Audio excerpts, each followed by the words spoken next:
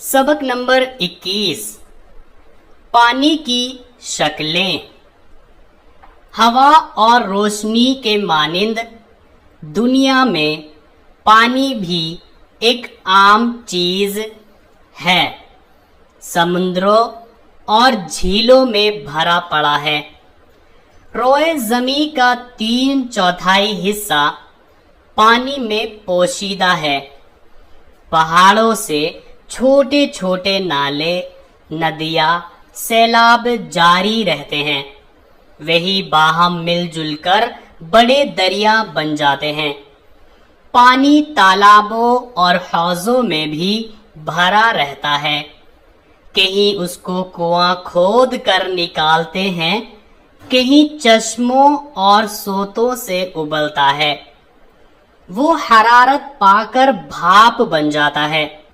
आफताब की गर्मी दिन भर तरी और खुश्की को तपाती और पानी को भाप बनाकर हवा में उड़ाती है। जब वो हवा में शामिल होकर नजर से गायब हो जाता है तो हम उसको बुखार कहते हैं। जूं जूं रात भीगती है, खुश्की होती जाती है। इस वक्त पानी के अबखरे जो हवा में शामिल है, किसी कदर दरियाओं, झीलों और घाटियों के आसपास हवा में इधर रहते हैं, उनको कुहर कहते हैं। किसी कदर पहाड़ियों की चोटियों पर जम जाते हैं, उनको पाला बोलते हैं। मगर पानी की बड़ी मिक़दार धुनी हुई रुई के पहलों की मानिंद हवा में उड़ती फिरती है। इसको हम बादल या अबर कहते हैं। तुमने बूढ़ियों की ज़बानी ज़रूर सुना होगा कि बादल समंदर से पानी पीकर आते हैं। क्या तुम ख्याल करते हो कि वो कोई जानवर हैं? ये ख्याल बिल्कुल गलत है। बादल हकीकत में छोटे छोटे कतरे इसी पानी के हैं जिसको तुम पीते और काम में लाते हो। पानी के छोटे कतरे जो अबर की शक्ल में नजर आते हैं, जब वो बाहम मिलजुल कर मोटे और वजनी होने लगते हैं तो फिर हवा उनका बोझ संभाल नहीं सकती। इस वक्त वो फुहार या बूंदों की सूरत में जमीन पर गिरने शुरू होते हैं। इसको हम मीह या बारिश कहते हैं। जब सख्त सर्दी होती है तो पानी जमकर पत्थर की मानिंद हो जाता है। इसको हम बर्फ कहते हैं। सर्द मुल्कों में जब कड़ाके का जाड़ा पड़ता है तो समंदर, झील, तालाब और नदी की सतह पर एक तबका बर्फ का बन जाता है। कभी पानी ऊपर ही से जमा जमाया बरसता है।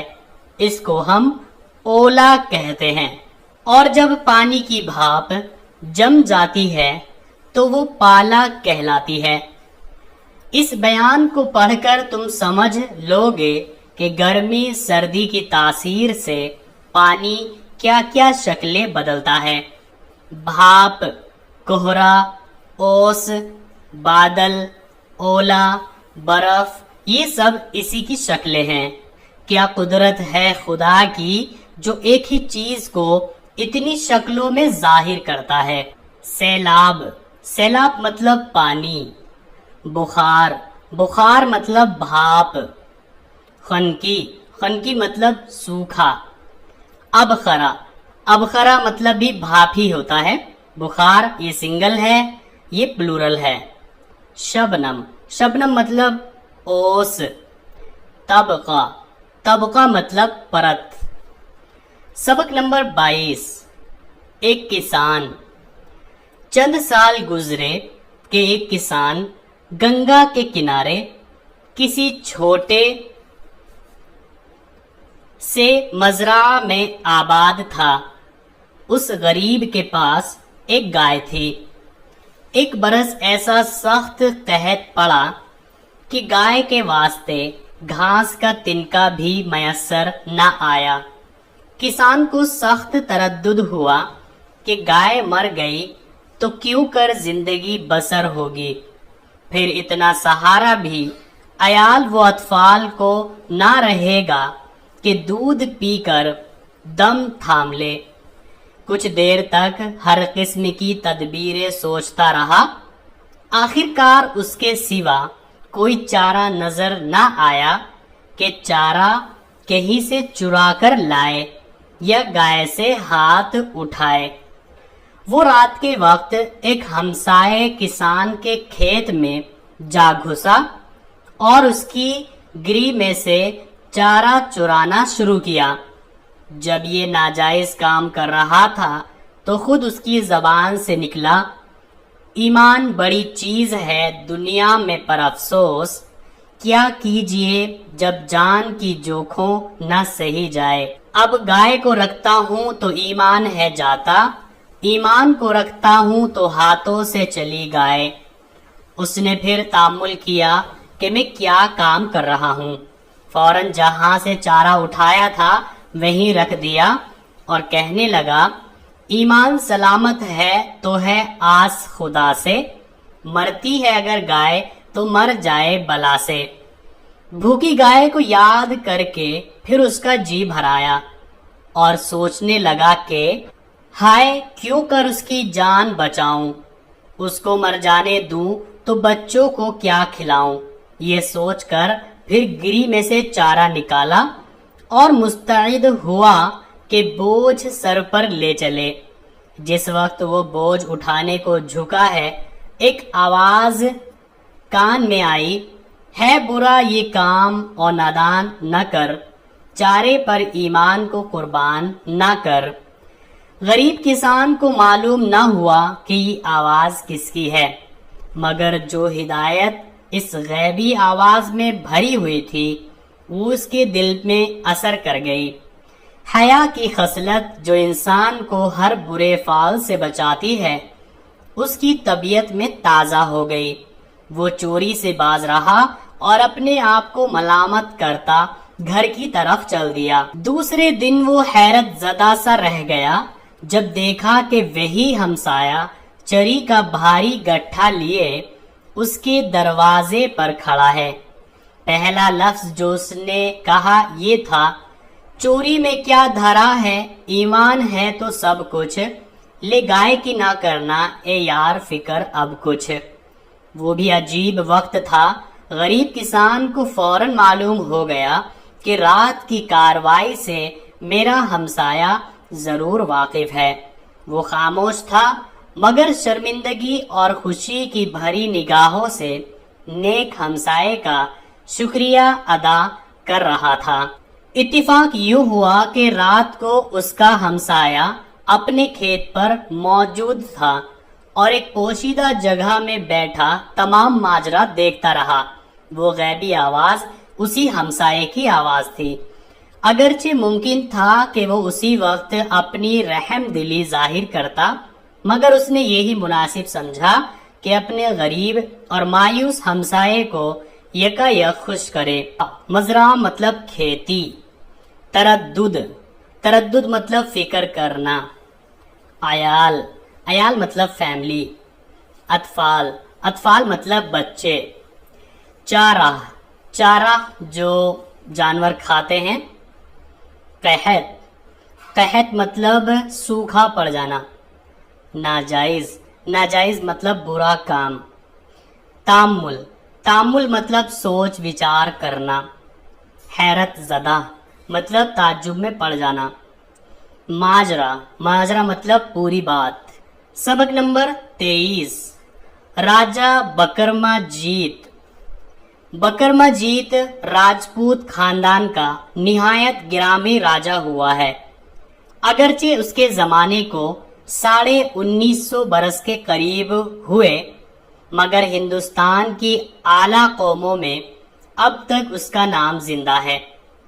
اجین جو مالوا کی سرزمین میں اب بھی ایک مشہور و معروف شہر ہے، اس کا پائے تخت تھا۔ دانشمندی، انصاف اور شجاعت میں یہ راجا افضل گنا جاتا ہے۔ اس نے فقیرانہ بھیس بدل کر مدت تک سیر و سیاحت کی اور غیر ممالک والوں کے علم و ہنر اور عقل و حکمت کو خوب دیکھا بھالا۔ 50 برس کی عمر میں ملک گیری کا ارادہ کیا۔ مالوا اور گجرات کا خطہ چند مہینوں میں فتح کر لیا اور بہت تھوڑے عرصے میں وہ ہند کا مہاراجا بن گیا۔ راجا بکرما جیت کا دربار تو بڑی شان و شوکت کا تھا، مگر اس کی اپنی گزران کا طریقہ ایسا سیدھا سادھا بے تکلف تھا جیسا بڑے پرہیزگاروں اور درویشوں کا ہوتا ہے۔ وہ ایک بوریے پر سوتا اور پانی کی ایک ٹھلیا کے سوا کچھ سامان اپنے مکان میں نہ رکھتا۔ اس گیانی اور گنی راجا کی سبھا میں بڑے بڑے مشہور عالم، فاضل اور شاعر شریک تھے، جو اس کی سبھا کے نورتن کہلاتے تھے۔ کالیداس جو ہندوستان کا نامور شاعر ہوا ہے، وہ بھی اس راجا کی سبھا کا ایک رتن تھا۔ انصاف اور شجاعت سے جو شہرت راجا کو حاصل ہوئی، علم کی حمایت اور عالموں کی قدردانی نے اس کو اور بھی چمکا دیا۔ راجا نے اپنی قوم کے دشمنوں پر بڑی فتح حاصل کی تھی، اس لیے اس کا عہد نہایت مبارک سمجھا گیا اور اسی سے سنبت شمار ہونے لگا۔ آج تک ہمارے ملک میں اس کا سنبت کا رواج موجود ہے۔ یہی کھاتوں میں، پتروں میں اور بہت سے کاغذوں میں وہ سنبت لکھا جاتا ہے۔ عیسوی سن سے اس میں 57 سال کی زیادتی ہے۔ اب تم غور کرو کہ ایسا بڑا راجا کس مختصر سامان سے اپنی زندگی بسر کرتا تھا۔ بے شک انسان کو گزران کرنے کے لیے بہت تھوڑا سامان کافی ہے، لیکن عیش و آرام کی ہوس طرح طرح کے فضول سامان جمع کراتی ہے، اور جب کسی چیز کی آدمی کو عادت ہو جاتی ہے تو وہ چیز ضروری بن جاتی ہے، پھر اس میں کچھ مزہ نہیں آتا۔ اس وقت انسان کو دوسری چیزوں کی طلب ہوتی ہے۔ غرض جتنا عیش کا سامان بڑھتا ہے، اسی قدر خواہش کو ترقی ہو جاتی ہے اور وہ کبھی پوری نہیں ہو سکتی۔ گرامی، گرامی مطلب نامی، فیمس۔ پائے تخت، پائے تخت مطلب راجدھانی۔ شجاعت، شجاعت مطلب بہادری۔ افضل، افضل مطلب اچھا، بہتر۔ سیاحت، سیاحت مطلب گھومنا پھرنا، ٹورزم۔ ملک گیری، ملک گیری مطلب ملک کو چلانا، مطلب بادشاہت۔ شوکت، شوکت مطلب شان۔ فاضل، فاضل مطلب بہت جاننے والا۔ مبارک، مبارک مطلب بابرکت، اچھا۔ مختصر، مختصر مطلب چھوٹا۔